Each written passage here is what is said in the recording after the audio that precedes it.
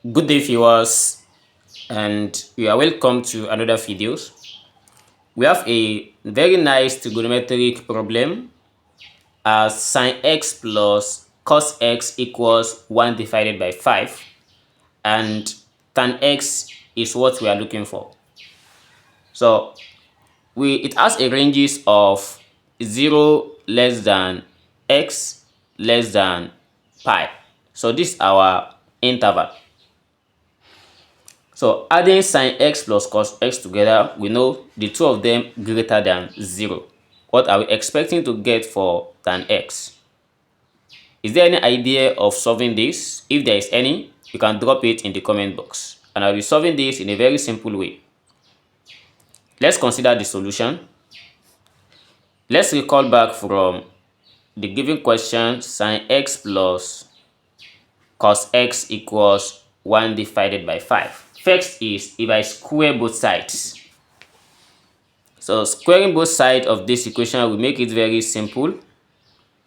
So here is sine x plus cos x squared, which gives us the sine squared x plus 2 sine x cos x, then plus cos square x equals 1 over 25.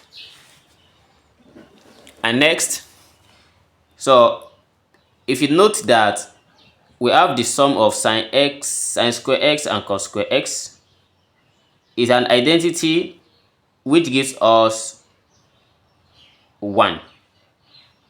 And then we are left with 2 sine x cos x plus 1 equals 1 divided by 25. We observe something here that 2 sine x cos x is another identity for a double angle formula, which is sine 2x, but I don't need that one here. What I need is, let me transfer this 1 to other side, as we have 2 sine x cos x equals 1 divided by 25 minus 1. And this is 1 over 1. 1 over 1 gives us 1. So if I find the LCM here, we have 2 sine x cos x equals 25 multiplied by 1. This gives us minus 25. And 1 minus 25, that gives us minus 24 divided by 25. Then 2 here is 1. 2 in 24, that gives us 12. We now have sine x cos x equals minus 12 divided by 25. This is where we are going to continue. Alright, so I'm getting to this stage. So what I will do next is, if I recall from a particular identity, because I need something that will replace sine x and cos x. Note that anytime we have sine x cos x is the same thing as having it as tan x divided by 1 plus tan squared x. So this thing is very important because we need to get tan x. But how does this equal? It's very simple.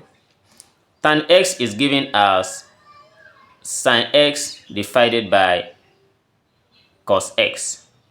This is a large division, so we can shorten it like this.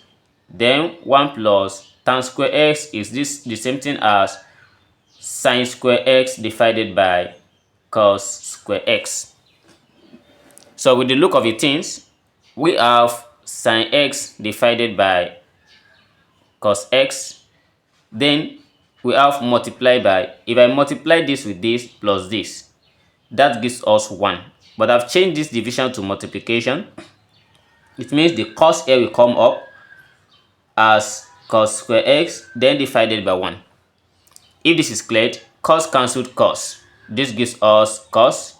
Multiplying this together, we are going to have sine x cos x. So the two are equal.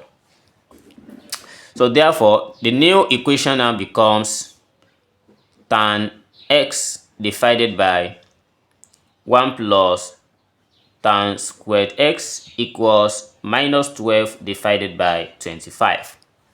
So here, I'm going to replace, let's say I let tan x to be equals to t. And here gives us t divided by 1 plus t squared equals minus 12 divided by 25. So this is a normal algebra. So we cross multiply and we do the rearrangement.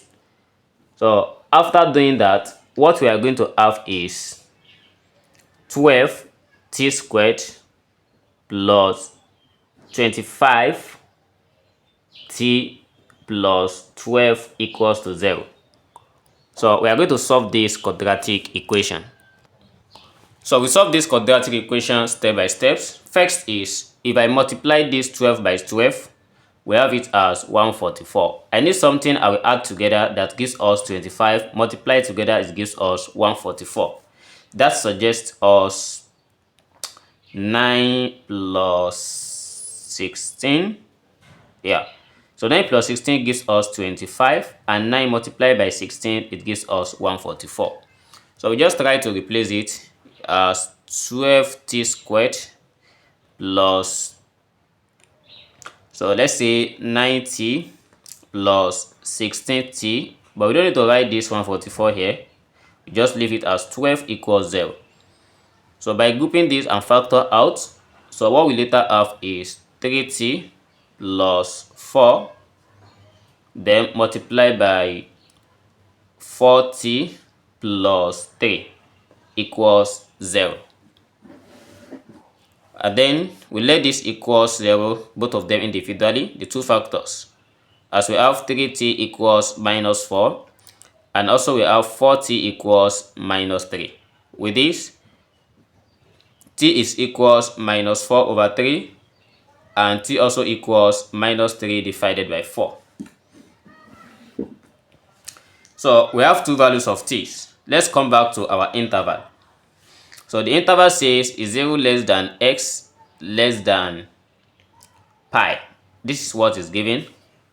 And since the sine of x plus cos of x both are greater than 0, which means we are going to have the answers false, the angle falls at the immediately after the first quadrant. Okay, and this is telling us that the two values of t here, which is minus 4 over 3 and minus 3 over 4, are both hold for tan theta, for the tan x. So therefore, we are going to have the final result of this. For the first one, since we let t equals to tan theta, then we are going to have our tan x equals minus 4 over 3, and likewise t also equals to the tan of x also equals to minus 3 divided by 4.